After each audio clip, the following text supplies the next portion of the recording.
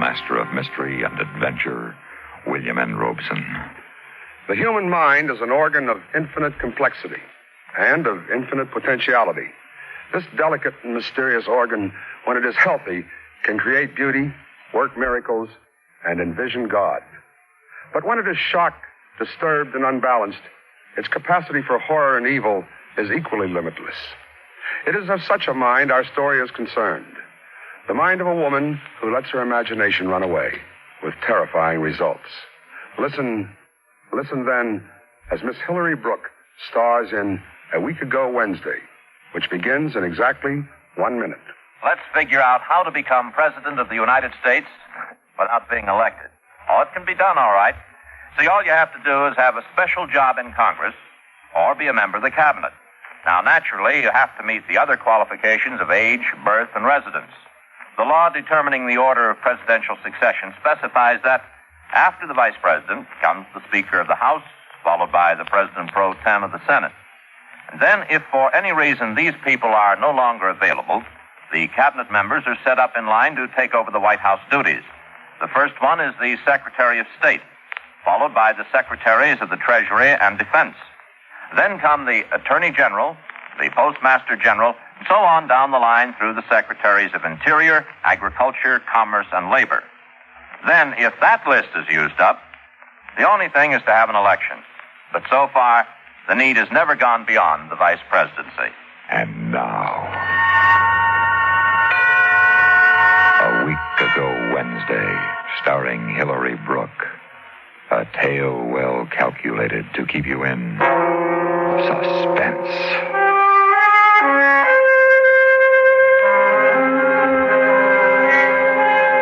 My husband and I had quarreled that Wednesday morning. I've tried to remember why, but I can't. Anyway, I wasn't in any hurry to get home after work that day, that Wednesday. So I sat for a while on a bench in Central Park. The sky had a dirty face, and the tall buildings around the park looked almost too white. I watched the evening happen quickly, because it was going to rain. It started to come down, doing my crying for me, and I started to run. I knew suddenly that I wanted to go home, and I wanted Harry to be there, so I could put my arms around him and tell him how much I loved him, and that I was sick because I hadn't kissed him goodbye that morning. I nearly fell running up the narrow stairway to the 3rd floor. Apartment 3B. I was nervous. My hand was clumsy, all thumbs, and the key wouldn't fit. It dropped to the floor. I stooped to pick it up, and as I did, the door opened. Harry. Oh, Harry. Yes, what is it? There was a stranger in our apartment. A small, dark woman with eyes like 2 shiny brown buttons and a pinched little face. She was wearing a flowered apron, and she was holding a soggy dish towel. Well, what do you want? I can't stand out here all night. I'm cooking supper. There must be some mistake. What apartment did you want? 3B. Well, this is 3B. But it can't be. You see, I live Whoever you're looking for, I can't help you much. We only been living here a few days. Living here? Yes. What's the matter with you? Your clothes, they're sopping wet. The rain. I got caught in the rain. What are you talking about? It isn't raining. It is raining. I ran all the way because there was thunder and lightning. I don't know if you're drunk or crazy, maybe both. We had a thunderstorm last Wednesday, and it ain't rained again this past week. Wednesday? A week ago? Oh, no, You don't look so good. Come on, you better come in and sit down a minute. What is the matter with you? I must have got a chill when I got caught in the rain. Only you say it hasn't rained for a week. You sit right down here. I'll get some water. Now, don't move now. Supper not ready and company coming. I sat on the sofa. Harry and I had talked just last night about having the spring in the middle cushion fixed. Or was it last night? I ran my hand over the top, cautiously afraid, and then stopped, as if I'd suddenly taken hold of a live wire. For my fingers curved over the lumpy roughness of a pillow with a broken spring. Here, now drink this. Over the rim of the glass, she watched me. I sipped the water slowly as I looked around the room. There was a little table near the window where we could see the morning begin on Central Park while we had breakfast, and the buildings freckled with tiny lights in the evening while we had dinner. There was the rug with a worn spot in it, and the fireplace. But our wedding picture was missing from the mantel. And in its place was a cheap blue vase. There. Better? Feel better now? Yes, thank you. You don't look so good to me. You better call a doctor when you get home. Home? You want me to call a cab for you? Where do you live? I don't know. Now. You were looking for someone when you came. Friends of yours? What's their name? I'll see if I can find them for you. Friends? Yes, friends of mine. Harry and Maud Haskin. Good friends. Haskin? But don't you read the papers? Yes. But you must know. Know what? Well, about the murder, of course.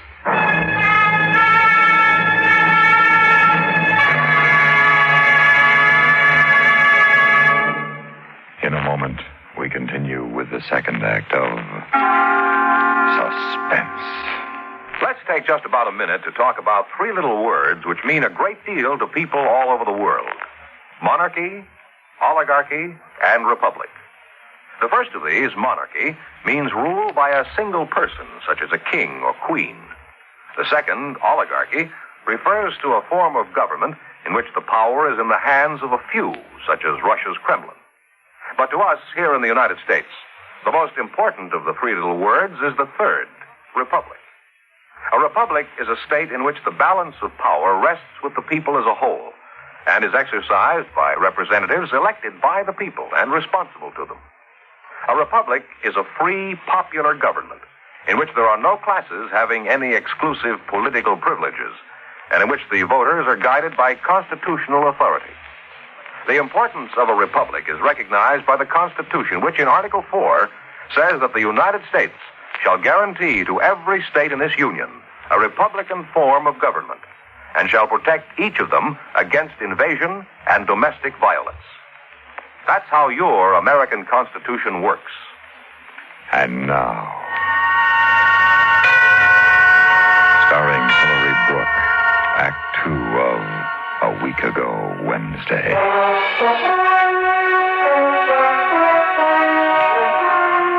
We moved in a couple of days after the murder. My husband didn't like the idea, but an apartment's an apartment these days. And I said to him, Charlie, it's a vacancy, so what if there was a murder? Murder? Tell me about it. Where have you been for a week? I'm not so sure myself. He looked like such a nice young man, too. At least in his pictures. Who are you talking about? Harry Haskin, of course. Harry? Yes, it happened right in that kitchen. The murder weapon was an ice pick. Ice pick? Isn't it awful? And everybody says they seem so much in love. Well, you never can tell about those things. She's so young. They say pretty, too. Do they? Do you know him well? Yes, very well. Oh, I sure am sorry it had to be me to break the news to you if they was friends of yours. You said it's in the paper. Can I see it? Sure. The paper's been full of nothing else for almost a week. She was right. The headline screamed out at me. Ice pick murder awaits conviction. And there was a picture of Harry. Harry, my husband. I tried to read more, but I couldn't. I kept hearing his voice. Don't you know I'd do anything in the world for you, darling? Don't you know I love you? Love you.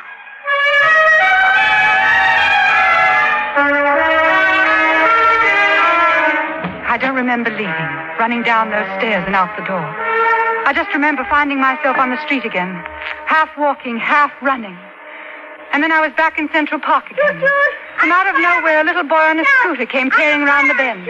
He turned sharply to keep from running into me. I watched him lose his balance. Toppled over and fell in a pathetic little heap on the ground. His knee was bleeding. And I ran over to pick him up. I bent over him, my arms outstretched to lift him to his feet again. And then I realized I was dead. I'd been murdered by my husband almost a week ago. I was dead. And I knew I dared not touch this child. I was afraid for him. And so I ran again. And I ran faster and faster till I couldn't hear him anymore.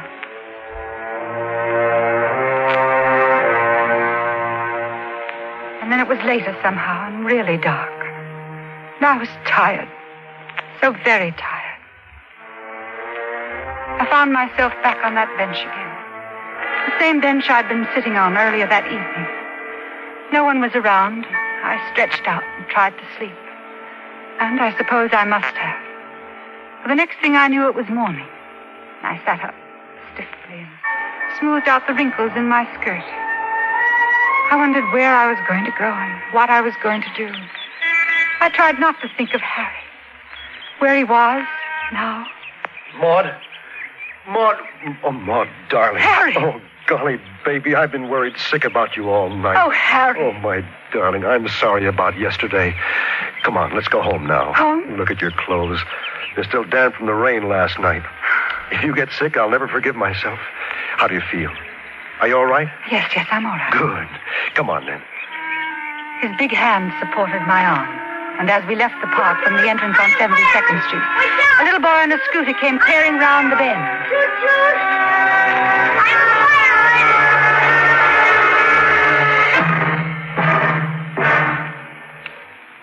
In just a moment, we continue with the third act of Suspense. How would you like to be a successful farmer? Naturally, all of us would like to be successful in anything, particularly in our chosen field. But say you are a successful farmer, and you have one or two successful neighbors. However, there are other neighboring farmers who, for one reason or another, are not successful. Farmer Adams was hit by a flash flood coming out of the hills. And Brown and Fisher, though they're hard workers, just don't have the knowledge to make a farm pay off.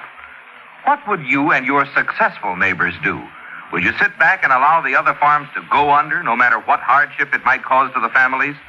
Would you say, let them fail, we'll buy them out when they're broke? Perhaps one of your neighbors might say that, but would you? Or would you go over and help Adams rebuild his farm?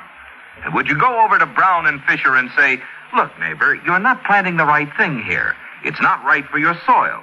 Let me show you what you can plant. Of course, unless you were greedy, that's what you would do. Throughout the world, that is what the Food and Agriculture Organization is doing. It is an agency of the United Nations, which is man's best hope for the world's welfare, peace, and justice. And now, starring Hilary Brooke, Act 3 of A Week Ago Wednesday. The apartment was just the way it should be. The worn spot on the rug, the crack in the base of the lamp, the wedding picture on the mantel. And the woman with eyes like two shiny brown buttons was gone. There was just Harry and me. Are you hungry? I am a little. Harry. What? It was raining last night, wasn't it, Harry? Raining? I'll say it was. What a storm. It was raining. It was raining hard. Oh, No, Harry. no, sweet, don't. Please, no, don't. You're home now. Oh. Shh, don't cry. This is Harry. This is your home. No, please, don't. We ate breakfast near the window so we could watch morning begin over Central Park, just like other mornings. He smiled at me, and I tried to smile back. He leaned across the table, his eyes steady, serious, watching me. Why was he being so kind? Why should he be so good to me? What were the thoughts behind those eyes? Watching me, watching. Was he already planning how he would murder me? I love you. Oh, I'm sorry, I didn't mean it. It dropped. Don't worry about it, just a cup. I'll get a broom. I'll sweep it up. No, don't bother about it now. You just come here to me. No. What? I mean, I'd better sweep it up. I went into the kitchen, glad to be alone for a minute, safe for a minute. I knew with a dull, sick realization that I was afraid of my husband, afraid of Harry. Do you want me to do it for you? No, I can do it. I'll sweep it up. No. Maud, don't go into work today. Stay home and rest. You don't look well. I'm all right. I want to go into work. All right. You're sure? Anything you want. He was being good to me again. Too good to me. Anything I wanted.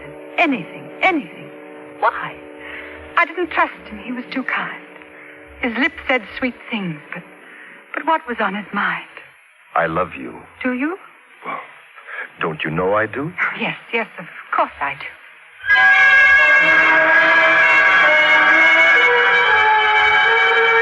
I don't remember what happened in the office that moment. I could only think of one thing. One thought kept repeating itself. I'm afraid of Harry. I'm afraid. My husband is going to kill me. I know because I dreamed it last night. It was a warning. My husband is going to kill me. But this was ridiculous. I'd fallen asleep on a park bench and had a dream, that was all. Just a nightmare. Nothing more sinister than that.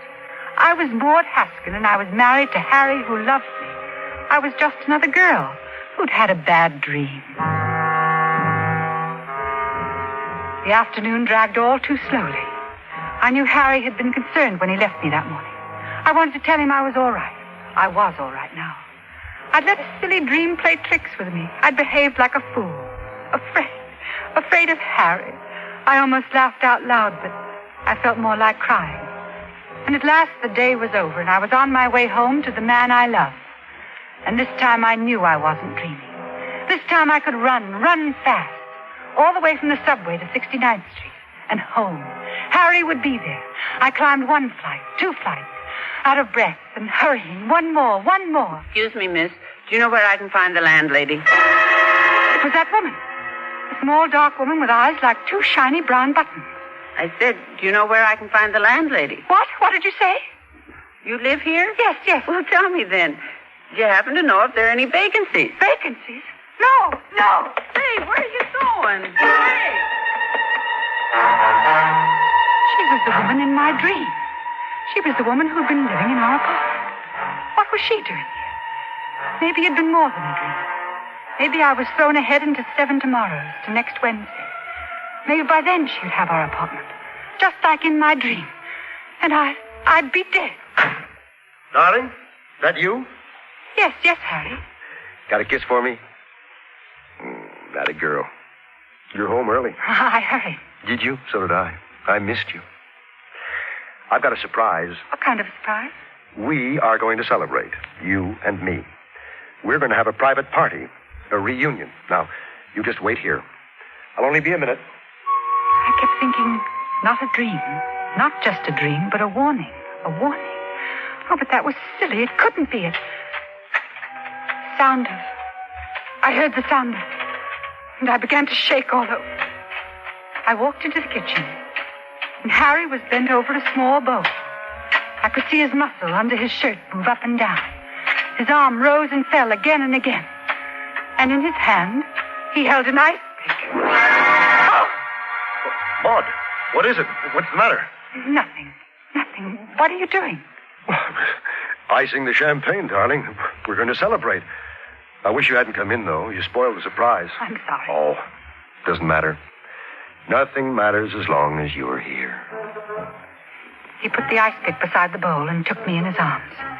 And while he kept telling me he loved me, I was looking at the ice pick, thin and sharp. The ice pick. Spoiler's surprise. Yes, I'd spoil it. He thought he was going to kill me. But I wasn't going to let him. Oh, darling, how I love you. I love you. I'd smother the lying words in his throat before he could say them again.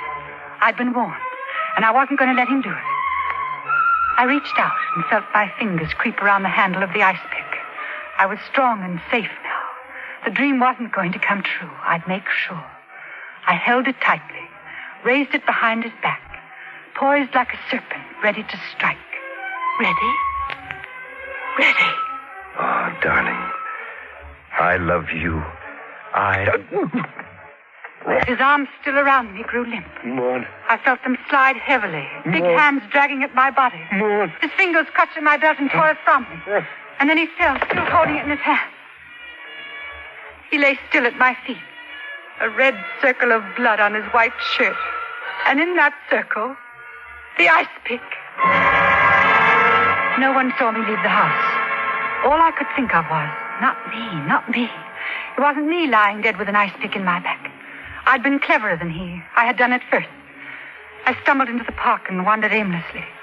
Every once in a while, I'd hear his voice. And I put my hands over my ears to blot it out, but it was no use. It kept coming back. Nothing matters as long as you're here. I ran to get away from it, but the voice followed Got me. a kiss for me? That a girl.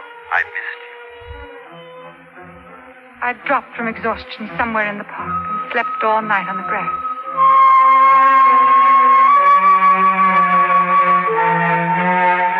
In the morning, I remembered, but I was too sick to care.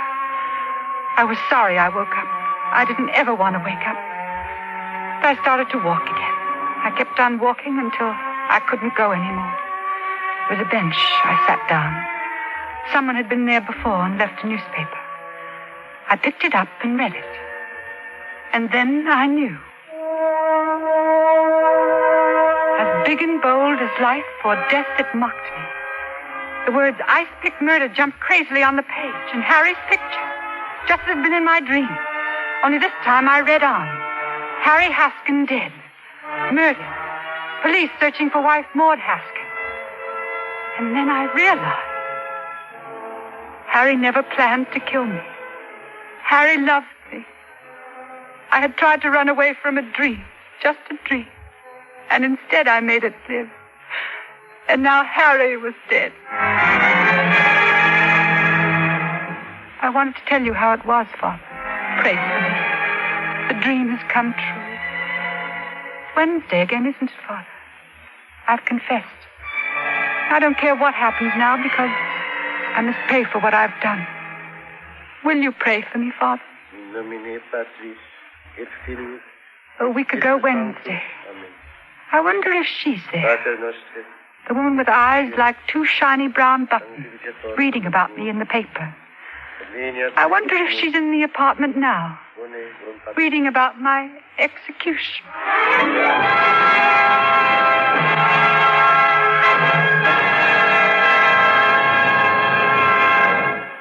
Suspense, in which Hilary Brooks starred in William N. Robeson's production of A Week Ago Wednesday by Winifred Wolfe. Supporting Miss Brooke in A Week Ago Wednesday were D.J. Thompson, John Daner, and Dick Beals. Listen. Listen again next week when we return with another tale well calculated to keep you in suspense.